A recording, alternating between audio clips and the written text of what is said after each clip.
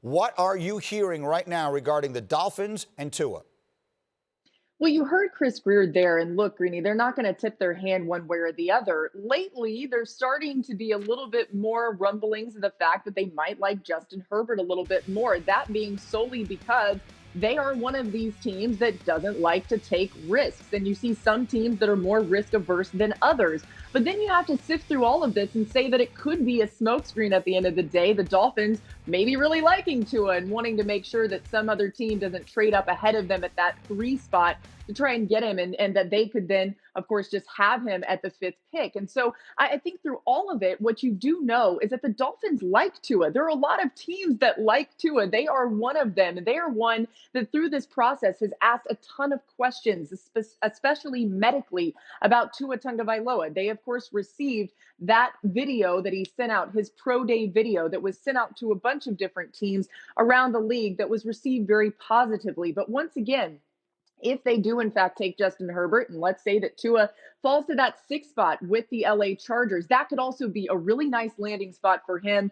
Tua Tagovailoa, who, of course, is in a scenario where he's from, closer to that West Coast side of the country, and that could be a good spot for him. Tua, right now, back in Alabama at home, just waiting to see exactly what happens with all of this, and really feeling like he has done as much as he possibly could do at this point to be wide open with everything going on with him and to be very transparent about what he's been through from an injury perspective in his career. Absolutely. And look, the circumstances are things he can't do anything about in this pandemic, but they are unquestionably a factor in this. Laura, stay close. Let me bring in Mike Tannenbaum is with us this morning along with Dan and Marcus. It's great to see all of you guys. And Mr. T, I've not seen you in a while, so let's put you in that chair. On draft night, you have the 5th pick in this draft, and Tua is still available. Are you turning in a card with his name? No way, not in the top 10. I can't, Greeny. Not with this injury this year. This is a very complicated injury. You want to have your own doctors, your own experts examine the hip. You want to see strength of how strong the hip is. You want to see range of motion. And when you look at what the top 5, top 10 in guaranteed money last year, Devin White had approximately $30 million in guaranteed. When you get to halfway in the first round, 16, where Brian Burns was, that money goes about half. So unless you could actually examine the player, I've dealt with this injury a lot over the last couple of years. It's complicated. Let's hope Tua has a great career, but no way am I taking him in the top 10. How much does that have to do with how much you like the other quarterback? Assuming that you feel you need to come out of this draft with a quarterback, how much of this is dependent on your personal opinion of Justin Herbert, which in your case, I know you're a big fan? Absolutely. I think Justin Herbert's a really good quarterback. You can win a lot of games with him for a long time. When you go down the last half of the season with Utah, Wisconsin, he played very well. Goes to the Senior Bowl. He's the MVP of the game, performs very well at the Combine. So I think this is a guy you can win a lot of games with and be really happy with. And again, I think Tua has a chance to be a good player, but everything has to go right for Tua. He needs a good offensive line. He doesn't have the athleticism that Justin Herbert doesn't have. And more importantly, you can't check every box this year with Tua.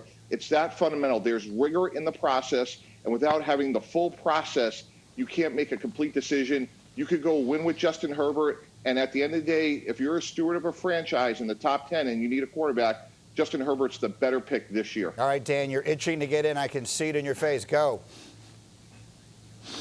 I mean, this is why we love Mike T, and this is probably why he's such a great dad, because he's looking at this responsibly. But you're not buying a car for your 16-year-old daughter, right? You're not trying to protect something. You're in an arms race in the NFL, and there's 31 other teams that you're competing against. And Greeny, yesterday I'm watching your show, and I'm watching First Take, and it's the Michael Jordan expert with Jerry Reinsdorf, and they're talking about that injury that he was dealing with early on in his career, and Michael goes, everyone's looking at the negative of this situation, and I'm trying to find the positive.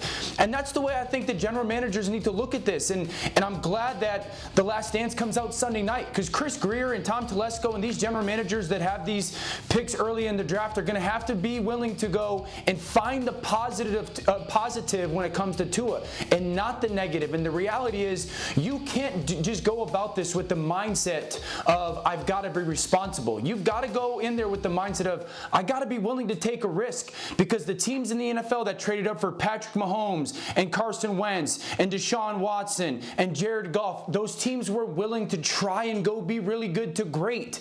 And I really believe that those teams that are trying to revamp their franchises have to be willing to look at the positives of Tua rather than kind of being weighed down by those negatives. I get it, Dan. And look, for every example that you just gave of a time that worked, I can give you one where it didn't work. So it isn't necessarily about that. It's about Tua, at least in some part, versus Herbert. And Mike T doesn't have them all that far apart. Some others don't either. Dan, in your mind, is there a chasm between Tagovailoa and Herbert?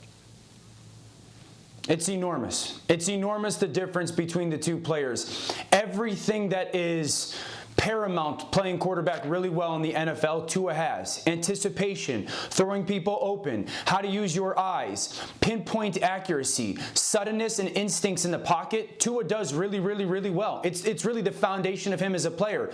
And all those things that I just mentioned, those are the weakness in Justin Herbert's game. He doesn't anticipate as a thrower. He's got average accuracy. He's got poor instincts in the pocket. He doesn't use his eyes. They're actually a weakness of his. So the difference of the players is enormous when it comes to just their talent. All right, Swagoo, I'm going to make this a court. Each of them have made their case, and you're the judge. Which way do you rule after this conversation? Tua Tagovailoa. I'm not wavering on that. Listen, we know Justin Herbert had first-round talent, first-round potential. We talked about it last year. But quite frankly, if you having to compare the two at quarterback, minus the injury that Tua had, I'm with Dan. It's not even close. It's like the analogy Dan used. You can take Sam Bowie and get a really good player, or you could take Jordan and possibly get one of the best to ever do it, and in Jordan's case, the best to ever do it. That's what I'm weighing here. I'm looking at a Miami Dolphins organization that already missed this opportunity. Thank you for watching ESPN on YouTube. For live streaming sports and premium content, subscribe to ESPN+.